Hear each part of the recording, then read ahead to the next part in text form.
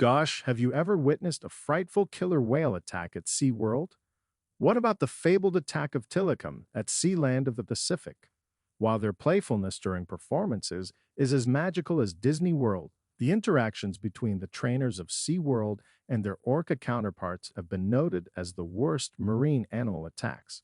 So, today let's take a look through the secret history of different ocean amusement parks and their most notorious killer whale attacks. Number 1. The Kelty Burn Incident. If all the SeaWorld encounters that have gone wrong are like the dinosaurs from Jurassic Park Tilikum is without a doubt the T-Rex. The first of the attacks took place when Tilikum was a young calf at a small Canadian theme park called Sealand of the Pacific.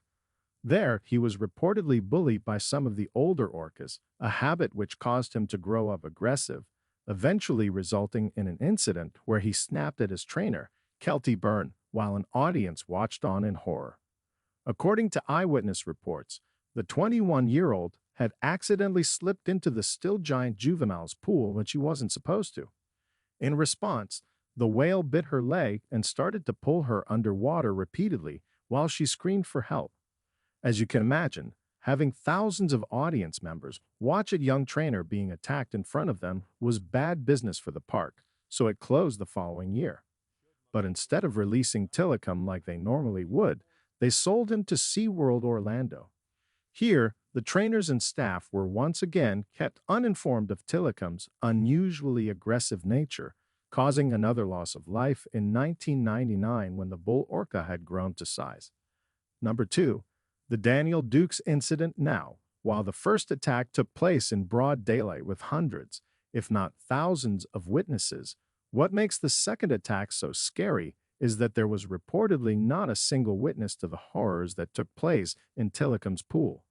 On the morning of July 7, 1999, trainers at SeaWorld Orlando walked in on an unidentified body floating on the surface of Tilikum's pool.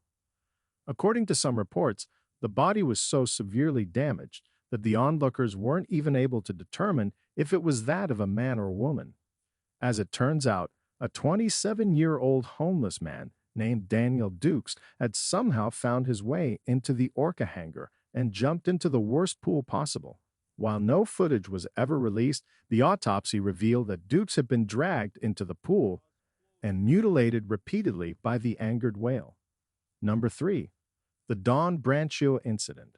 While Tilikum had been involved in two brutal attacks, the officials at SeaWorld had been careful to prevent their bull from being released or, worse, put down.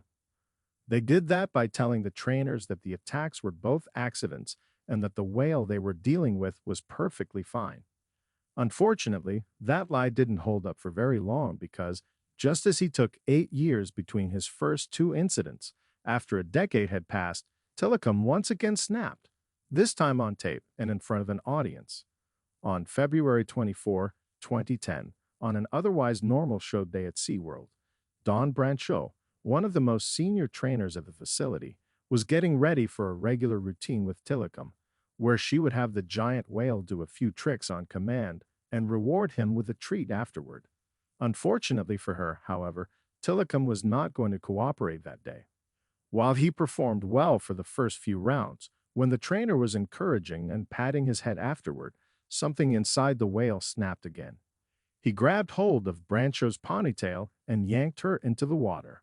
What followed next horrified everyone watching, as the giant 6-ton behemoth violently thrashed her around in the water before eventually pulling her deep underwater, causing her to drown. The worst part about this story is that the whale wasn't at fault either, as he had been abused by both the park's conditions and other whales throughout adolescence. Even when he grew up to be twice as large as the average whale, he was kept in the same confined conditions as everyone else. Despite this, the park pretended that the whale was perfectly fine and allowed trainers to risk their lives without knowing the danger they were in. Number 4. The Christmas Incident at Laurel Park. One of the ways SeaWorld used to make money was by transporting and sharing their whales with other parks around the world, since they had so many.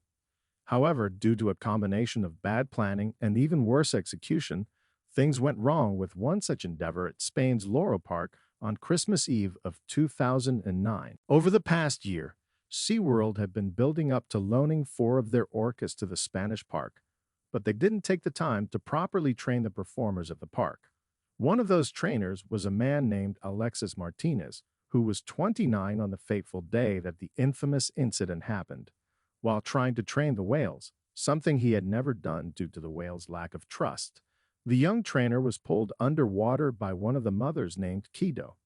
Normally, this would mean pulling him down and either drowning or eventually letting go.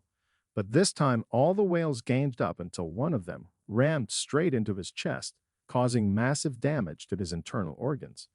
According to one report, his chest was reported to have been caved in due to the force of the impact. Another report stated there were even bite marks on the young trainer's body, suggesting more damage than previously imagined. Number 5.